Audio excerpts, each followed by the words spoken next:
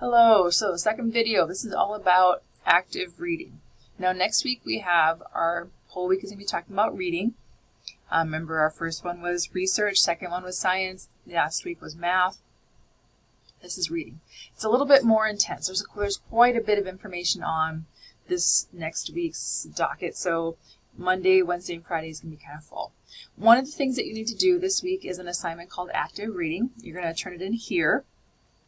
Or you can turn it in here, or you can take a picture of it, you can print it out, you can hand it to me any way you want, you can upload it, whatever works best for you. But you're going to take an article and you're going to do some active reading on that article. So for instance, you're going to highlight, you're going to underline, you're going to ask questions, you're going to put comments in the margins, you're going to read it and then really interact with that writing.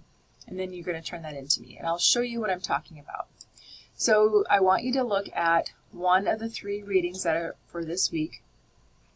I know some of us are on a time crunch, so if I were you, I would pick this middle one to do the active reading on because it is the shortest, but your choice. You do need to read all the articles anyway. So if you read this article, you can either print it out and actually write on the paper and turn it into me. You can write this on if you've got a smart pen or if you've got a computer program, or if you've got like marking things on it, you can just do it on the PDF and then you can turn it into me that way. You can upload it. You could actually do it and take a picture of it and send me the picture, whatever it is that works best for you. But you're going to read the article, Can Reading Make You Smarter? And you're going to tell me what you think. And that means, there's not a lot of reading on this article because you can see there's lots of pictures, graphs, those kind of things. This whole last part is just all references and looks like ads or something. So there's not a lot of reading in this one. So this one might be the easiest, but also you're going to have to read the other ones anyway, your choice. Here is an example of what active reading kind of looks like. So right here we've highlighted some information and then ask questions about it. We have little comments in the sections. You have arrows. We have clarifying questions. We want something, either written out, like note-taking with this, or I'm going to be making connections with something that I've already read or rewriting something to make things easier to read. I can maybe look at what ones I really need to be focused on. So when you're actively reading, what you're doing is you're going to be interacting with the reading and really engaging with it. Now, I know oftentimes when we read things, we just kind of skim through them and we write them as fast as we can and then we're done. And then how much did you actually remember?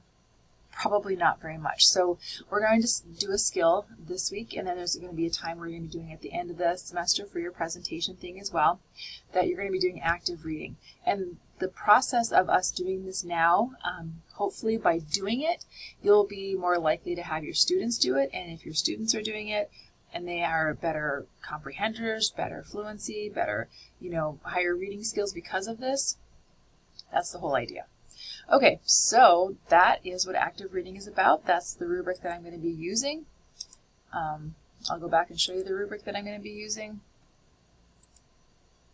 And the readings for this week are the ones that you're going to be picking from. So active reading, click on right here. This is the rubric. So we're going to either highlight or underline. What are we going to do? We want written comments throughout the article. Every highlight has a corresponding comment. Comments summarize, define terms, add links or link ideas, questions, comments next to the figures. Did you include questions and comments and challenging your thinking and foster discussions and then convey deeper understanding. So that means that you're going to be really engaging with that reading. So next week is going to be all about reading. And I will open it up today so you can have time to look at that if you choose to. If you do look at week 5 checklist, it is kind of a lengthy checklist. We are doing a lot in that week. We're going to be talking about learning to read and reading to learn. I have PowerPoint here you can print out if you choose to. It's the ones I'm going to be going over in class. We're going to be doing running records of assessments. We're going to be analyzing children's reading. And then there's also assignment here where you're going to be aligning active reading to comprehensive monitoring strategies. All right, it's going to be a fun week. I'll see you guys later.